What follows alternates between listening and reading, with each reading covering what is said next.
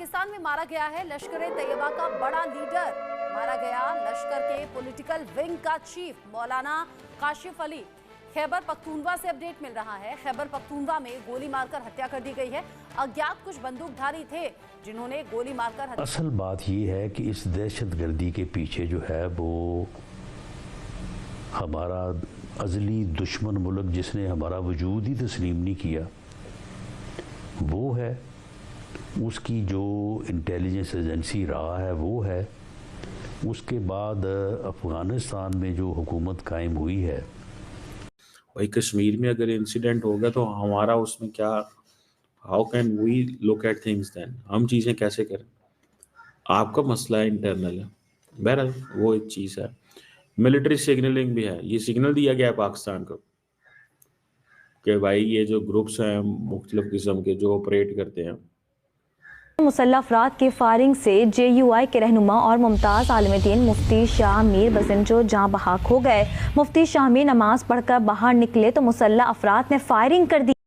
तो तोड़ना है ना कि अगर उन्होंने किया तो फिर हम भी वही करेंगे, तो फिर ये कहेंगे जी इन्होंने किया तो फिर हम भी वही करेंगे, तो फिर उन्होंने किया तो हम भी, तो ये तो फिर चलता रहेगा इस तरीके से।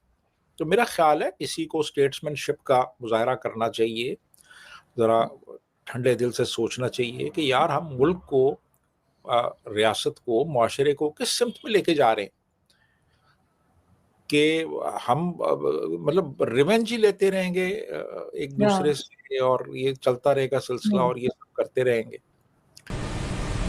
हमारा अज़ली दुश्मन मुल्क जिसने हमारा वजूद ही तस्लीम नहीं किया वो है, उसकी जो इंटेलिजेंस एजेंसी रहा है वो है। उसके बाद अफ़गानिस्तान में जो हुकूमत कायम हुई है।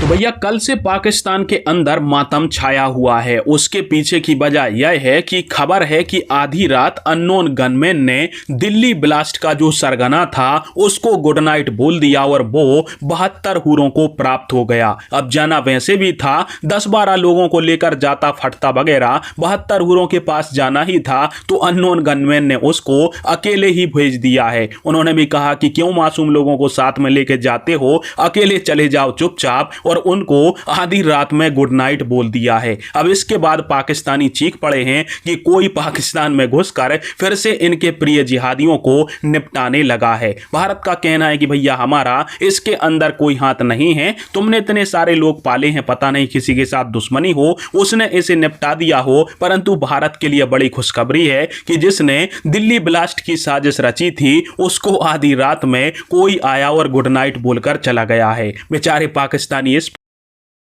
पहले आतंकी उमर का एक और वीडियो सामने आया है। वीडियो में सुसाइड बॉम्बिंग की बात कर रहा उमर, वीडियो में शहीद होने की बात कर रहा है उमर।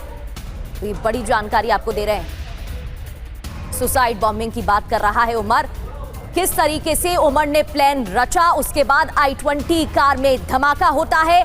अब ये ताजा तस्वीरें सामने आई हैं जिसमें यह दिख रहा है कि उमर किस तरीके से शहीद होने की बात कह रहा था। तो असल बात ये है कि इस दहशतगर्दी के पीछे जो है वो हमारा अज़ली दुश्मन मुल्क जिसने हमारा वजूद ही तस्लीम नहीं किया वो है, उसकी जो इंटेलिजेंस एजेंसी रहा है वो है। उसके बाद अफ़गानिस्तान में जो हुकूमत कायम हुई है अफ़गान तालिबान की, वो भले हमारे वजूद के दरपे ना हो, लेकिन उनकी एक अपनी सोच और एक अपनी उनकी जो है वो अपना स्ट्रेटजी है। उसके तहत वहाँ पे जो TTP या फितना ख्वारिज जो है वो वहाँ पे शेल्टर में बैठे हैं। वहाँ पे उन्हें जो है वो ये सहूलत या ये यानी मौका हासिल है कि वहाँ पे बैठ के वो तैयारी करें, तैयारी करके जो है वहाँ पे जो है वो हमारे दुश्मन मुल्क से मदद हासिल करें, असला हासिल करें, फंड्स हासिल करें, और उसके बाद फिर लोगों को गुमराह करके जो है वो जिनमें से अक्सर तादाद जो है वो उन्हीं लोगों की है जो हमारे मुल्क से तल्लुक़ रखते हैं या हमारे जो है हम में से हैं, तो उनको भेजें और वो यहाँ पे आके ये दहशतगर्दी के जो है वो वाक़यात करें। उसमें अफ़गानिस्तान के बाशिंदे भी जो है वो आइडेंटिफाई हुए। तो असल वजह तो ये है कि हिंदुस्तान जो है उसकी जो एजेंसीज़ हैं वो इस दहशतगर्दी के दरपे है। तो तोड़ना है ना, कि अगर उन्होंने किया तो फिर हम भी वही करेंगे, तो फिर ये कहेंगे जी इन्होंने किया तो फिर हम भी वही करेंगे, तो फिर उन्होंने किया तो हम भी, तो ये तो फिर चलता रहेगा इस तरीके से। तो मेरा ख्याल है किसी को स्टेट्समैनशिप का मुजाहरा करना चाहिए, ज़रा ठंडे दिल से सोचना चाहिए कि यार हम मुल्क को, रियासत को, मुआशरे को किस सिमत में लेके जा रहे हैं कि हम मतलब रिवेंज ही लेते रहेंगे एक दूसरे से, और ये चलता रहेगा सिलसिला, और ये सब करते रहेंगे। तो ये नहीं होना चाहिए। नाजायज तौर पे किसी के साथ जुल्म नहीं होना चाहिए, लेकिन अगर वाकई किसी ने जुल्म किया है, ज्यादती की है, ताकत का गलत इस्तेमाल किया है, जैसे हसीना वाजिद के केस में था, तो वहां पे बिल्कुल एक जायज तरीके से एक फेयर ट्रायल जरूर होना चाहिए।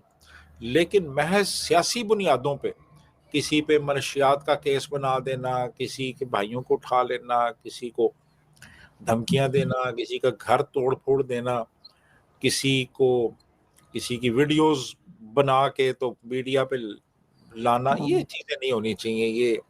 ये बहुत ही मैं समझता हूँ कि एक गंदा, बिल्कुल सर, इंतहाई इखलाक से गिरी। भाई कश्मीर में अगर इंसिडेंट हो गया तो हमारा उसमें क्या, how can we look at things then, हम चीज़ें कैसे करें?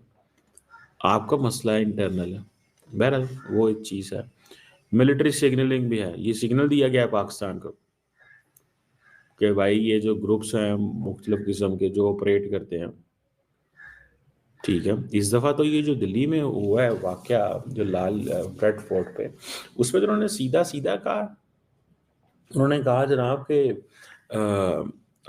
ये बांग्लादेश और तुर्की ऑफिशियल लेवल पे नहीं, मीडिया पे फीलर्स छोड़े जाते हैं।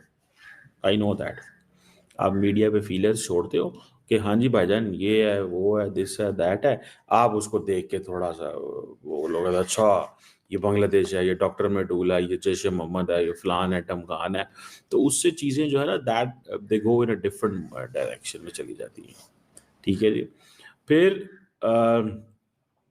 ऑब्वियसली अच्छा वो इंडिया वाले क्या कहते हैं, कल वो मैं बात कर रहा था किसी से, उन्होंने कहा जी पाकिस्तान भी तो कहता है। अब पाकिस्तान क्या कहता है? पाकिस्तान कहता है हम पे हमला किया गया तो हम जवाब देंगे। इंडियंस कहते हैं कि हमें प्रोवोक किया गया तो हम इस तरह ये करेंगे। तो वो अपनी सिग्नलिंग दे रहे हैं, पाकिस्तानी अपनी सिग्नलिंग दे रहे हैं।